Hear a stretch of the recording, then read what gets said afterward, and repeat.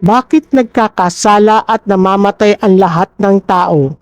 Kaya sa pamamagitan ng isang tao, ang kasalanan ay pumasok sa sangkatauhan at dahil sa kasalanan ay pumasok ang kamatayan.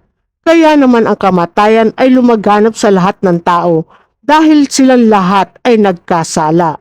At sinabi niya kay Adan, kahit inutusan kita, huwag kang kakain ng bunga mula sa punong iyon. Pinakinggan mo pa rin ang asawa mo at kumain ka nito. Kaya sumpain ang lupa dahil sa iyo. Sa lahat ng araw ng buhay mo, maghihirap ka bago makakuha ng bunga mula rito. Tutubuan ito ng mga damo at matitinik na halaman at kakainin mo ang pananim sa parang. Pagpapawisan ka at maghihirap bago makakuha ng pagkain hanggang sa bumalik ka sa lupa. Dahil dyan ka kinuha, ikaw ay alabok, kaya sa alabok ka babalik.